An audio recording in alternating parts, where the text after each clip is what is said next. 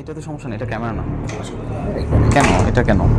আচ্ছা, আমি ক্যামেরা নিয়ে আসি, আপনি না না না, আমি ক্যামেরা সব ইন্টারভিউ দিব না।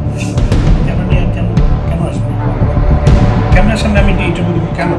এটা কি কি এমন আমি অপরাধ করছি আপনাকে? এভাবেই ক্যামেরা এড়িয়ে যান প্রকৌশলী অধিদপ্তরের প্রধান প্রকৌশলী তুষারমোহন সাধু খাঁ। কারণ তার কাছে জানতে চাই নিয়ম বহির্ভূতভাবে চাকরিতে নিয়োগ ও সিনিয়র স্কেল পরীক্ষা না দিয়ে একাধিকবার প্রমোশন নিয়ে প্রধান প্রকৌশলী কিভাবে হয়েছেন তা নিয়ে। কিন্তু আপনারা যে বাইরে ক্যামেরা নিয়ে দাঁড়ায় আছেন, আমি তো আমাদের জিনিসটা তো বুঝতে হবে, আমি তো দেখতে পাচ্ছি। এদিকে বিশ্বস্ত সূত্র থেকে জানা গেছে তুষারমোহন সাধু খাঁ বেতন পান 3য় গ্রেডে, অথচ মেয়ে তোতন থাকেন কানাডা। স্ত্রী চাকরি করেন ঢাকায় ইন্টারন্যাশনাল স্কুল অ্যান্ড কলেজের ইংরেজি বিভাগে। প্রায় ছুটে যান কানাডায় মেয়ের কাছে। একজন সরকারি কর্মকর্তা হয়ে কিভাবে এমন বিলাসবহুল জীবনযাপন করছেন সেটাও বিস্ময়ের জন্ম দিয়েছে।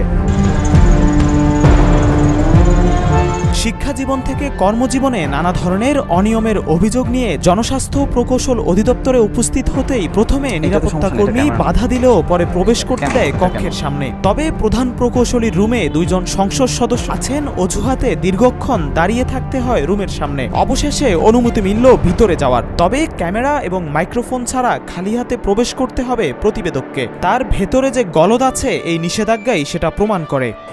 এটাতে সমস্যা নেই, এটা ক্যামেরা না। কেন এটা কেন? এটা কেন? এটা তো ক্যামেরা না। প্রধান প্রকৌশলী তুষারমোহন সাধু খাঁয়ের বাবা মদন মোহন সাধু খাঁ একসময় কর্মরত ছিলেন একই অধিদপ্তরের ক্যাশ সরকার হিসেবে। পরবর্তীতে পদোন্নতি পেয়ে হয়েছিলেন হিসাব সহকারী।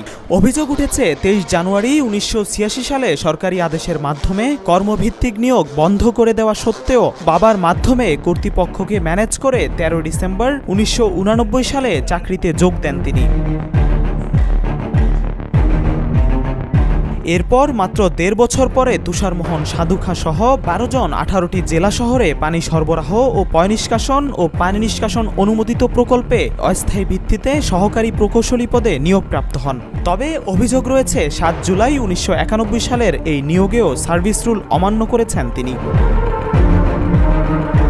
1 জুলাই 2000 সালে প্রকল্প থেকে রাজস্ব খাতে আত্মীকরণপূর্বক নিয়োগপ্রাপ্ত হন তুষারমোহন সাধু খাঁ। এছাড়া মাত্র 9 বছরের মধ্যে নির্বাহী প্রকৌশলী থেকে তত্ত্বাবধায়ক প্রকৌশলী, সেখান থেকে অতিরিক্ত প্রধান প্রকৌশলী ও বর্তমানে প্রধান প্রকৌশলী হিসেবে কর্মরত রয়েছেন। বাংলাদেশ সিভিল সার্ভিস নিয়োগ বিধিমালা 1981 এর 5 বি অনুযায়ী সিনিয়র স্কেল পরীক্ষায় উত্তীর্ণ না হলে পদোন্নতি সম্ভব নয়। অথচ তুষারমোহন সাধু খাঁ সিনিয়র স্কেল পরীক্ষাতে অংশগ্রহণ না করেই পদোন্নতি পেয়েছেন বলে অভিযোগ উঠেছে।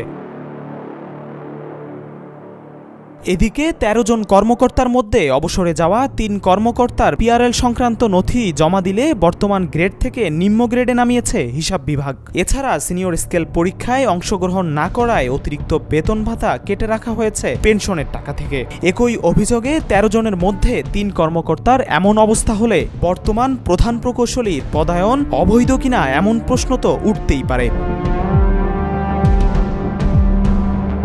তুষারমোহন সাধু খাঁ শিক্ষা জীবনে 1983 সালে খুলনা বিএল কলেজে ছাত্রদলের সক্রিয় রাজনীতিতে সম্পৃক্ত ছিলেন বলে জানা যায়। সে সময় সাবেক একজন এমপির ছেলেকে মারধরের অভিযোগও ছিল তার বিরুদ্ধে। কলেজ প্রশাসন তখন সাধুকে সতর্ক করেছিল। এমনকি বিএনপি নেতা গয়েশ্বর চন্দ্র রায়ের সাথে বর্তমান প্রধান প্রকৌশলীর সখ্যতা ও আত্মীয়তার সম্পর্ক রয়েছে বলে বিশ্বস্ত সূত্রে জানা যায়। সে সময় গয়েশ্বরের ছত্রছায়ায় নাশকতায় সম্পৃক্ত থাকার কথা গোয়েন্দা প্রতিবেদনেও উঠে আসে, যে কারণে প্রথম ধাপে তাকে পদোন্নতি দেয়নি মন্ত্রণালয়। তবে সব অভিযোগের বিষয়ে জনস্বাস্থ্য প্রকৌশলী অধিদপ্তরের প্রধান প্রকৌশলী তুষারমোহনের একটাই উত্তর। 86-তে যে কর্মভিত্তিক নিয়োগ ছিল সেটা 86-তে বন্ধ করা হয়েছে, কিন্তু আপনি নিয়োগ নিয়েছেন হচ্ছে 89-এ, 89-তে হচ্ছে আপনি নিয়োগ নিয়েছেন। সেটা মিনিস্ট্রি দিচ্ছে, মিনিস্ট্রি কাজ মিনিস্ট্রি, এটা মিনিস্ট্রিকে নিয়ে বা আপনি কিছু করেন না। আমি আপনার মন্ত্রণালয়ে চলে যান, মন্ত্রণালয়ে যে আমার সম্পর্কে সব জানতে পারবেন। জনস্বাস্থ্য প্রকৌশল অধিদপ্তরের তত্ত্বাবধায়ক প্রকৌশলী ফিরোজ আলম আর মাত্র 2 বছর পরে যার অবসরে যাওয়ার কথা। অধিদপ্তরের অন্য প্রকৌশলীদের থেকে সিনিয়র হওয়ায় অতিরিক্ত প্রধান প্রকৌশলী হওয়ার কথা ছিল ফিরোজ আলমের, কিন্তু রহস্যজনক কারণে সেটা হয়নি। ফিরোজ আলম নাগরিক টিভিকে জানান মরণোত্তর সম্মাননার স্বপ্নটাও পূরণ হলো না তার। 2 দিন পরে তো মরিয়াই যায়, 2.5 বছর চাকরি আছে, গভর্নমেন্ট চাকরি আছে, গভর্নমেন্ট চাকরি আর বেলু আছে, রিটায়ার করার পরে মরণোত্তর সম্মান তো দিত না। তেমন বেশি কিছু বলার নাই। দেখেন, আমি একটা ভালো পোস্টিং পাই না, একটা পিডি হইতে পারি না, সবচেয়ে সিনিয়র লোক, আমরা একটা ভালো পোস্টিং পাই না, তাই ল্যাবরেটরির মতো একটা জায়গায় ইউএসডি করে ফেলাই রাখছি এরকম বছরের পর বছর। এটাই দুঃখের বিষয়। প্রধান প্রকৌশলীর নিয়োগ আর প্রমোশনের বৈধতার বিষয়ে জানতে চাইলে ফিরোজ আলম চাপা কণ্ঠে সুর পাল্টে ফেলেন। কথায় কথায় তিনি বিষয়টিকে সাবেক আইজিপি বেনজির আহমেদের কর্মকাণ্ডের সাথে তুলনা করেন। যারা এগুলি বলার চেষ্টা করে তাদের চাকরি হয়েছে মাত্র 12 বছর। 12 বছরে কিছু ইঞ্জিনিয়ার হইতে পারে বলেন, আমাদের চাকরি আছে আর 2.5 বছর মনে করেন, আমরা এখনো হইতে পারতেছি না।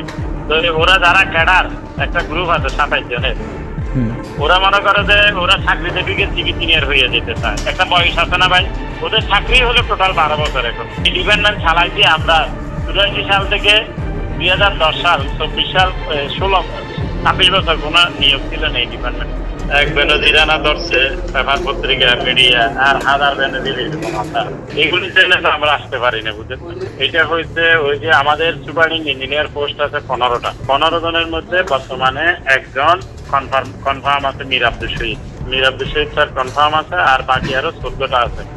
14টার মধ্যে মনে করেন একজন ধরে নাই, 13 জনের নাম গেছে। ওই সুপারিং ইঞ্জিনিয়ার, আমরা তো সুপারিং ইঞ্জিনিয়ার 7 বছর ধরে আছি, কিন্তু কনফার্ম হতে পারিনি। এদিকে আরেকটি সূত্র দাবি করে তুষারমোহন সাধু খাঁ প্রকল্প পরিচালক থাকাকালীন সময় থেকে অদ্যাবধি মেসার্স রানা ট্রেডার্সের মালিক ও জনস্বাস্থ্য প্রকৌশল অধিদপ্তরের কন্ট্রাক্টর দিলীপ সরকারের মাধ্যমে বড় অঙ্কের টাকা লেনদেন করেন। বাংলাদেশের অন্যতম বৃহৎ প্রকল্প বিশেষ পানি সরবরাহ প্রকল্প 8,000 কোটি টাকার জিওবি প্রকল্পের পরিচালক থাকাকালীন এই দিলীপ সরকারের মাধ্যমে তিনি কমিশনের টাকা সংগ্রহ করতেন বলে অভিযোগ রয়েছে। তুষারমোহন সাধু খাঁ 2025 সালের জুন মাসে অবসরে যাবেন বলে জানা গেছে। তিনি অবসরে যাবার পর এই পদের জন্য সিরিয়ালে রয়েছেন মীর আব্দুল শহীদ। মীর আব্দুল শহীদ বর্তমানে অতিরিক্ত প্রধান প্রকৌশলী পূর্তয়ের কার্যালয়ে চলতি দায়িত্বে রয়েছেন। সেই সাথে 30 জেলা শহরে পানি সরবরাহ প্রকল্প ও পিইডিপি 4 প্রকল্পের দায়িত্বে রয়েছেন। খোঁজ নিয়ে জানা গেছে তিনিও তুষারমোহন সাধু খাঁর মতো সিনিয়র স্কেল পরীক্ষা না দিয়েই প্রধান প্রকৌশলী হওয়ার জন্য তুষারমোহনের দেখানো পথে হাঁটছেন। বিষয়টি নিয়ে তার সঙ্গে কথা বলতে চাইলে পূর্ত কার্যালয়ের বড়বাবু হিসেবে পরিচিত আবু তাহের জানান, আব্দুল শহীদ পিডিপি 4 প্রকল্পে আছেন। সেখানে গেলে নাগরিক টিভির সাংবাদিক এসেছেন শুনে তিনি কথা বলতে অপারগতা প্রকাশ করেন। আমরা কথা বলতে চেয়েছি অবসরে যাওয়া 3 কর্মকর্তাকে নিম্ন গ্রেডে নামিয়ে দেওয়া সেই চিঠিতে স্বাক্ষর করা ফিন্যান্স অফিসার নাশিদ নওয়াজের সাথে, তবে এ বিষয়ে কথা বলতে চান না তিনি। এরপর মহা হিসাব নিয়ন্ত্রক কামরুন নাহারের সাথে বর্তমানে কর্মরত তুষারমোহন সাধু খাঁ সহ বাকি 9 জনের বেতন ভাতা ও নানা বিষয় নিয়ে কথা বলতে চাইলে তিনি মিটিংয়ে থাকার অজুহাতে এড়িয়ে যান। পরে নাগরিকের কাছে থাকা চিঠির ব্যাখ্যা দিতে থাকেন হিসাব মহানিয়ন্ত্রকের সহকারী। ওদের যে মুখ্য হিসাবরক্ষণ কর্মকর্তা বা সচিব, ঠিক আছে, এই জিনিসগুলো ওদের আন্ডারে এবং ওদের দেখতে নিয়ম বহির্ভূত করলে তারাই করছে, নিয়ম করলেও তারাই করছে। তখন আমাদেরকে কোনো পেমেন্ট অর্ডার পাঠায়, আমরা শুধু যাচাই করবো যে পেমেন্টটা হয়েছে কিনা। সরকারি পেমেন্ট অর্ডার যারা করি কি অডিটে কিছুই করে। হ্যাঁ, এখানে আছে পোস্ট অডিট। তো পোস্ট অডিট গিয়ে দেখবে যে এখানে তাদের অনলাইন হয়েছিল মানে ধরতে, বা এখানে তাদের নিয়ম মানে নিয়ম বহির্ভূত বা আইনের ব্যত্যয় ঘটেছে, কিন্তু তবুও তারা কিছু বলে না। এই ক্ষেত্রে পোস্ট অডিটের কার্যক্রম যখন তার অথরিটি বলবে যে এদের এই কারণে অবৈধ, এদেরকে থামাই দেয় কাগজ পাবে, তখন আমি কেবল আটকাবো। না হলে ওই টাকা যতক্ষণ পর্যন্ত যার তার মুখ্য হিসাবরক্ষণ কর্মকর্তা যতক্ষণ টাকা নিয়ে যাচ্ছে, এর দায়িত্ব এবং জবাবদিহি একমাত্র সেই। আর যেহেতু আমরা তাদের 3 জনকে হাতের নাগালে পাইছি, ওই থেকে ওরাও আসবে যখন তাদের সময় আসবে। জিহাদুল ইসলাম, নাগরিক, ঢাকা।